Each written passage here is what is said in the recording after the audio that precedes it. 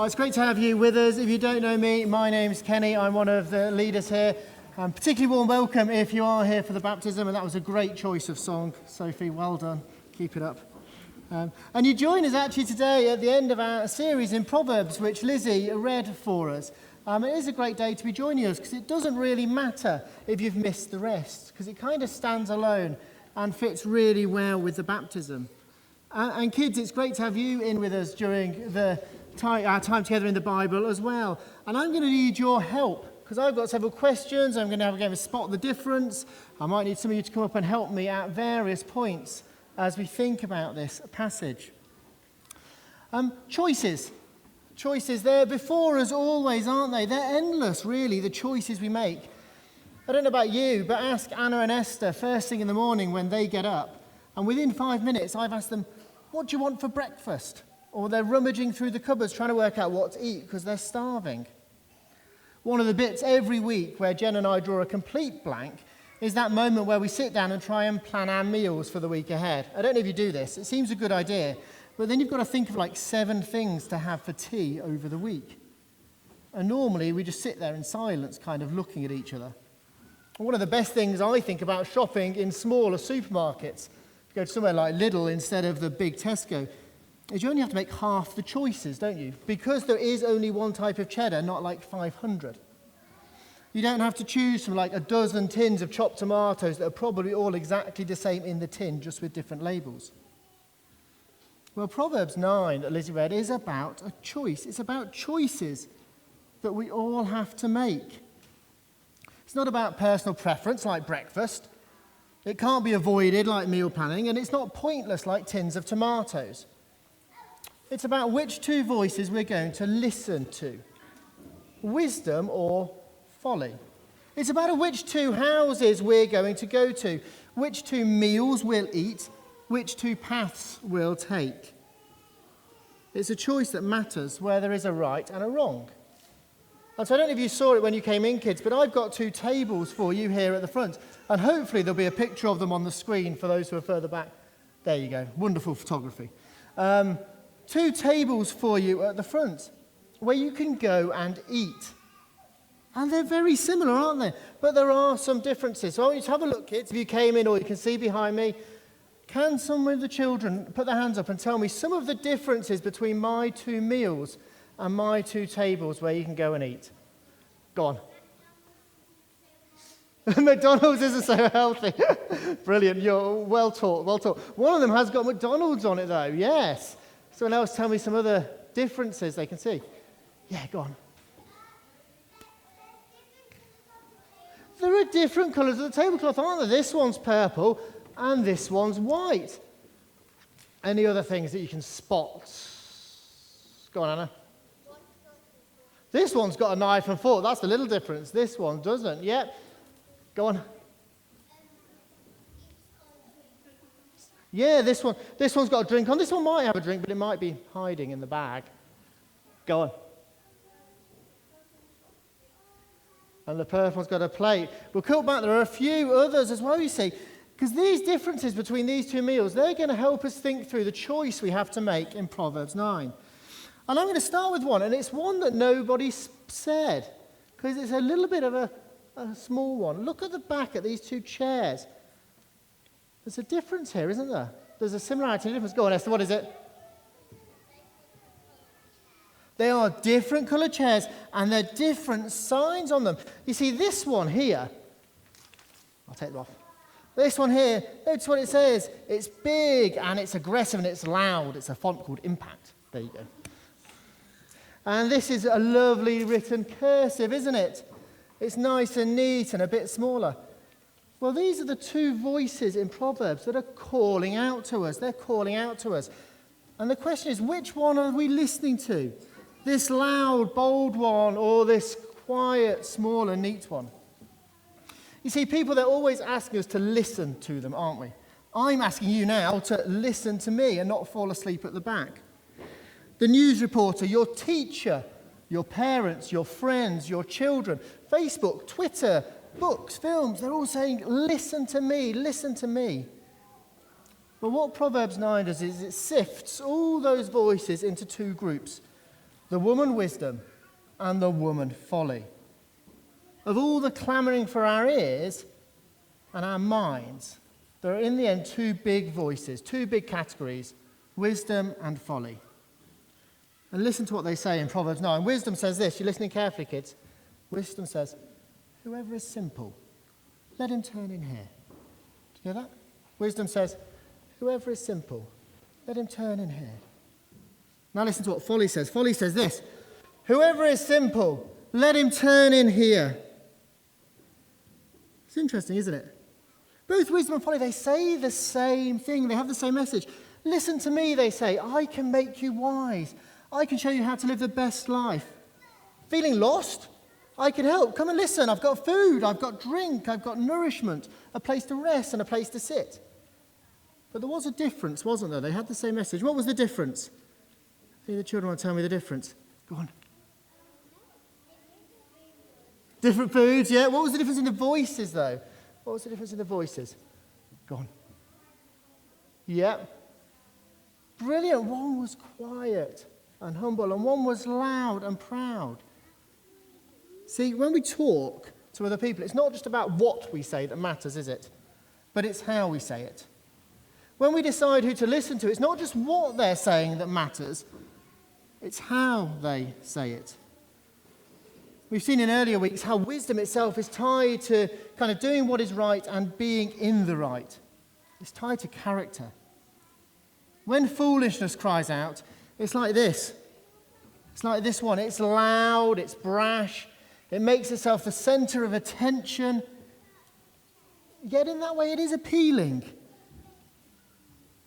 Folly says something that reaches into our desires and troubles, the things we long for and hunger for, and says, come to me, I have what you need. Proverbs 9 says, the woman folly, she is loud, she is seductive, she knows nothing. She sits at the door of her house, she takes a seat on the highest places of the town, calling to those who pass by. Wisdom, though, she's different, isn't she? Wisdom is different. She sends out her young women to call from the highest place in the town. Her message, it goes to the same places. It is the same message. But the picture, she says, of those who aren't, she sends out those who aren't brash, those who aren't loud, those who aren't powerful. Folly is pictured almost on a throne, shouting out, with power and influence and a hearing. Wisdom sends out those who in the culture of the day, they didn't have any influence or power. She sends out those who didn't look important or that relevant. Who are you drawn to? Who are you drawn to? There is a lot of wisdom in this world, shouted out from the rooftops, sometimes with huge advertising budgets, sometimes with seductive promises, sometimes just with the weight of, well, it's obvious, lying behind it. But the true voice of wisdom, it's different. It might say the same thing in some ways. Come, listen to me. But the way it says it is different. Which voice are you listening to? And it matters more than we think, because who you listen to determines so much of what follows next. It sets a bit of a trajectory for life. So, I've got a second difference here, and I'm going to need a volunteer from the kids, one of the kids. Who wants to come and help me at the front for a second? Come on then, Lucy. Right, Lucy, one of the other differences that someone pointed out on my tables is there a come here. Come out here, Lucy. Woo, do a little dance. Perfect, you can read my mind. Brilliant. Now, Lucy, you've got a choice. Which one would you like? Do you want the McDonald's or the bread? Which one do you want? Go on, you can whisper it to me if you don't want to tell everyone. You want the bread. Brilliant. Do you want to take it then? See, that's a very wise choice. There you go. Have the bread. Don't know what you're going to do with that. You were supposed to pick the other one, but anyway, we'll ignore that. Why did you pick the bread, Lucy? You want to tell me why you picked it? She got a mouthful now. She can't tell me. Because, go on. It's healthier. Our children are far too well brought up. The children are far too well brought up. You see, our second choice that Proverbs presents us with is which meal are we going to choose? Because wisdom and folly offer very different kinds of meal. You see, wisdom offers this bread and the wine. Folly offers something different. Listen to folly. Folly says, stolen water is sweet. Bread eaten in secret is pleasant. Do you know the rule? There's this famous rule, right? You never go shopping when you're hungry. Never go shopping when you're hungry, because you all know how that ends. Or another time, you know when you've been to gym or ballet or rugby or football, and you're driving home along Penistone Road, okay? And do you know what you see? You see that big golden M on the side of the road, and you know you're only 5 minutes from home, but it's a light shining in the darkness. You know, like Lucy, who is very wise, that it is rubbish. You know full well that half an hour later you'll be hungry again. And you know that after that first initial bite and that first hit, it actually doesn't quite live up to what it promised. But it does promise you something at McDonald's, doesn't it? It promises you something. It promises you an answer to that ache in your stomach. It promises you quick food, and it promises something good. That's what folly plays on. A hunger for something now, something that will satisfy, something sweet amongst the bitterness of life. Like the golden arches, folly offers a false kind of wisdom that is quick, it's counterfeit, it's ultimately a poor substitute, and it's ultimately unwilling to really come into the light. It's bread and water that doesn't belong to it, it's stolen. It offers something that doesn't belong to it. If you were to have chosen my bag of McDonald's, Lucy, which I expected you to have taken, who wants to come and open my bag of McDonald's? So, you see, come on. Someone will have the McDonald's. Go on. There you go. You can sit on the throne, look. Go on. There you go. There's your McDonald's. Go on. You're gonna get it out. Oh, what else have you got? Oh, don't break it. It's McDonald's, that is. The face. There you go. It's not McDonald's. You've got a small loaf of bread and a little bottle of water. It promised. Thanks. You can have that. Well done, Lucy. Good choice. It promised something, didn't it, that it couldn't really deliver. It was a counterfeit. It was a false promise. It's bread and water that doesn't really belong to it. It's stolen. In terms of wisdom, the implication is it's not got its own roots or basis. The wisdom that folly offers isn't its own. It's pinched from somewhere else. That's true of lots of the wisdom, I think, that we hear around us. There's a book by a guy called Tom Holland, who's a historian, called, I meant to bring it to wave it, but I forgot it, Dominion and the Making of the Western Mind. Dominion and the Making of the Western Mind. And he explores this, because when you stop and think, or when you just read someone else who's done some thinking, you realise that much of the wisdom we have and we share here in the UK, that our kind of cultural wisdom, if you like, is actually pinched. It's pinched in lots of ways from Christianity and sometimes Judaism. Even the most basic categories we have, caring for the vulnerable, stable family homes, love and compassion to minority groups and refugees, a desire for peace, the value of honesty, working hard and education. They're not actually, as you look through the history books, some kind of universal wisdom that everyone has always held to. They come from somewhere. And I'm not claiming from across the whole world you could trace them all back to Christianity, because many of them are rooted, when you look back, actually in God's creation.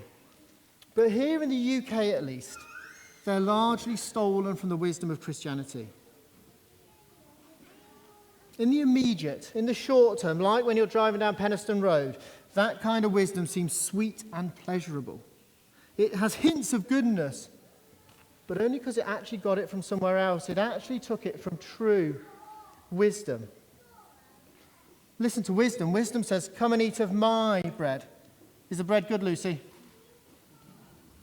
Come and eat of my bread and drink of my wine. This was for you too, Lucy, and I didn't want the kids to have real wine, so you've got juice. I thought real wine for small children was a bad idea. This is crafted, handmade bread and mixed wine, not stolen bread and water. It isn't a quick kind of emergency snack to get you through the next hour. This is food to be savoured and enjoyed, that brings delight and joy and life. This is rich foods.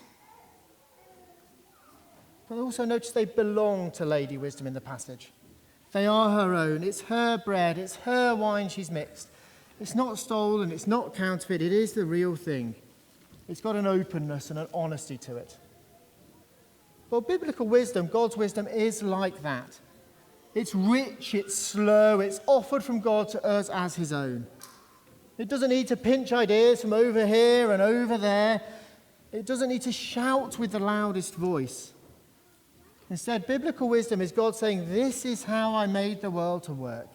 This is how I made you to work. This is how I made life to work best. And I'm offering it to you.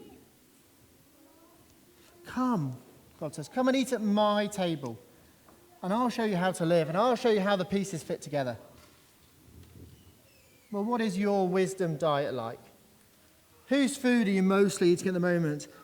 Is it the folly which is often stolen, tastes sweet, satisfies for a moment, but is ultimately bland and unhealthy? Or is it God's wisdom, which is rich and life-giving, honest and long-term? Or to put it simply, is your diet mostly filled with God's wisdom or pretend wisdom from elsewhere? The next two things we see before us are two people. Who pointed out the colour of my tablecloths? Someone pointed out the colour of my tablecloths. Well done.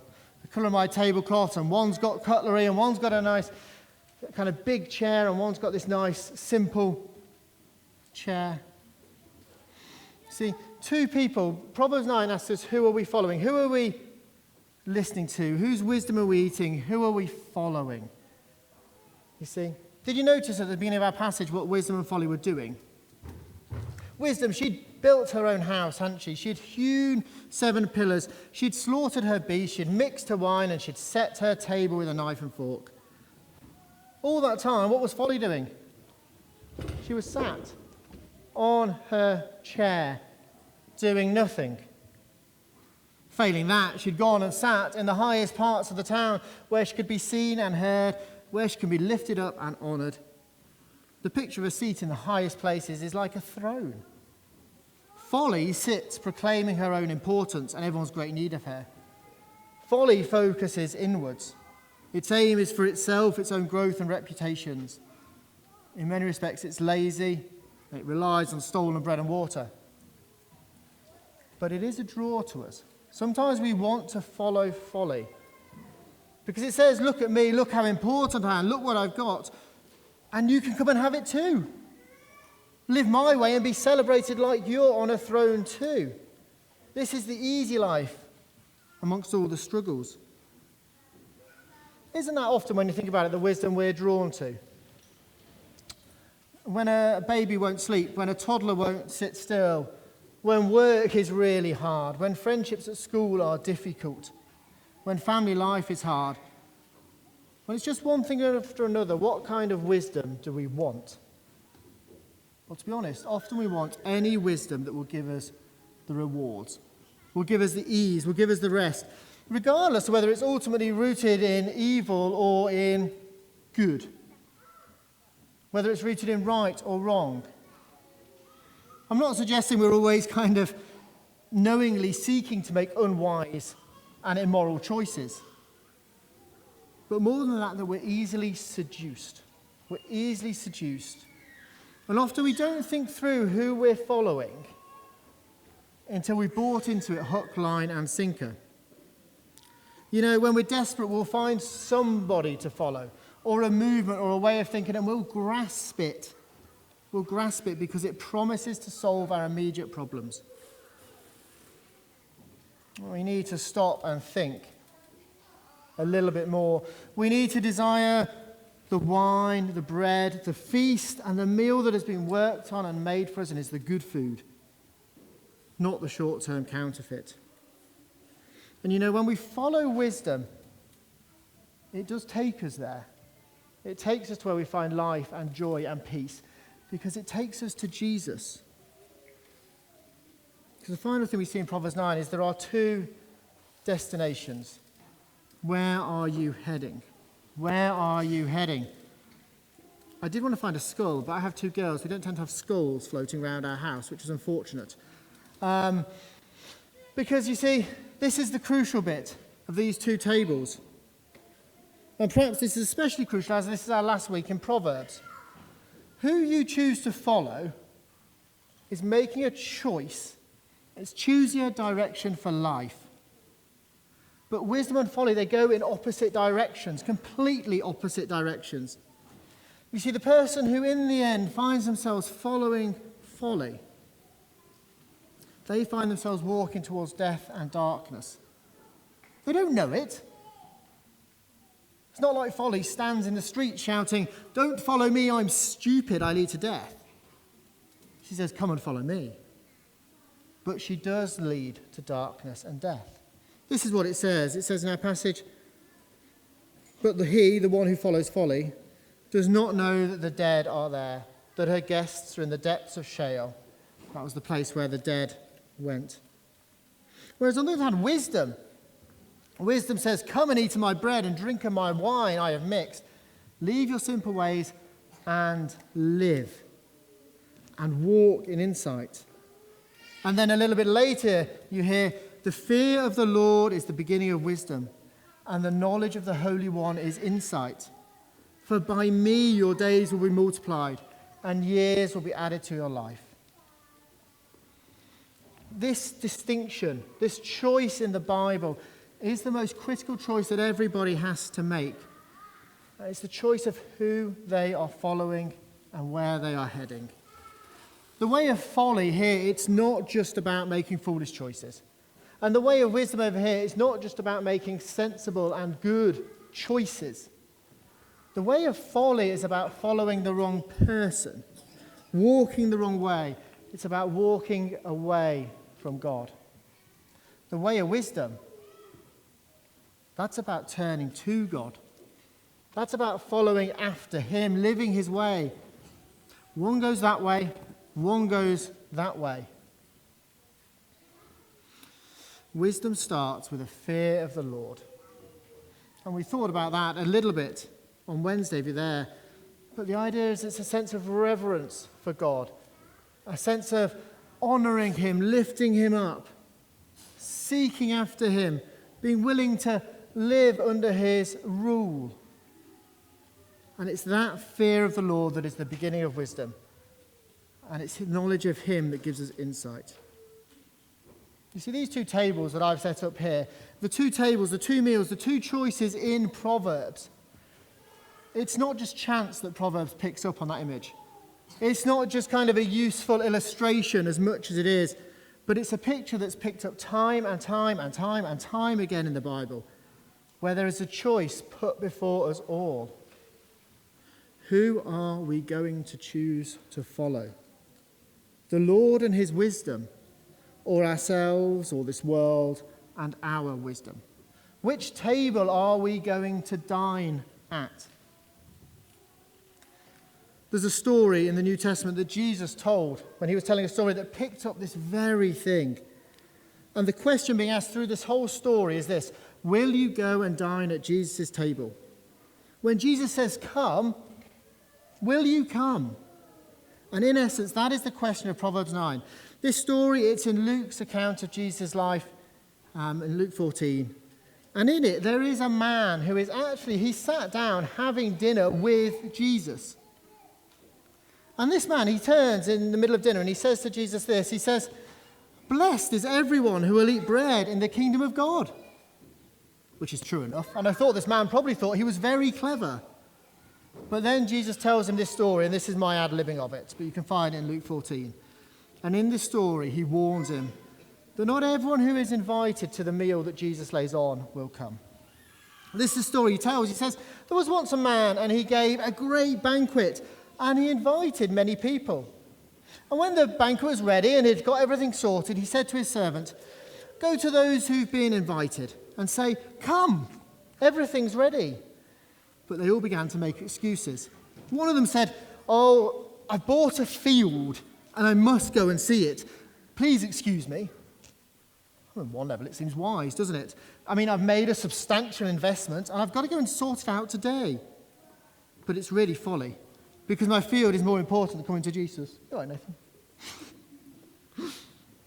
And then the servants go to another man and he says, "You know what, I'm sorry, I bought some oxen and I need to go and examine them. Please excuse me." That seems wise too, doesn't it?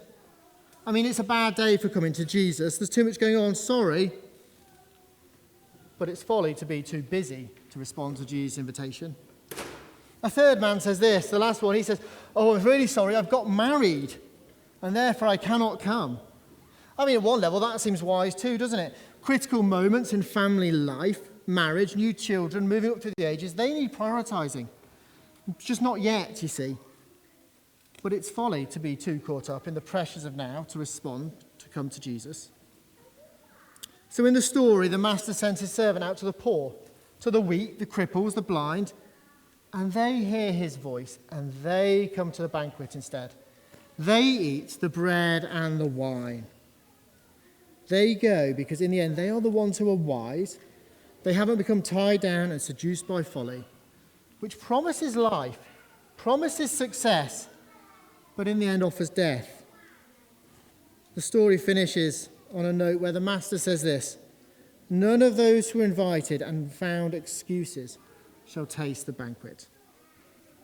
So we need to make a choice, each one of us, each day. Who are we going to listen to? Who are we going to follow? Whose meal in the end are we going to sit and eat at? Where are we heading? And we're going to turn now and we are going to sing to God.